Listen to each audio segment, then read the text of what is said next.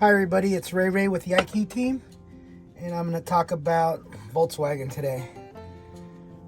Volkswagen, high security, Audi or VW. They're got an ignition housing problem. Basically, the dealer OEM one is the Valel. We replace it with the Huff. You can get it at our website, and then we also offer the key ignition. I drilled a little hole and removed the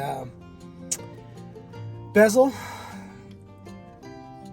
You'll still have the aerial where it gives you the contacts and everything, but you're able to rekey it.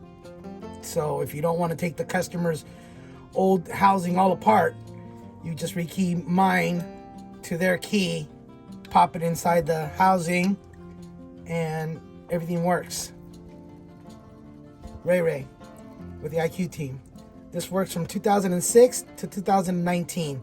The only difference is there's going to be this back connector here. I've only ran across two different ones. I carry this one. You can always remove it and replace it with the customers. Thank you.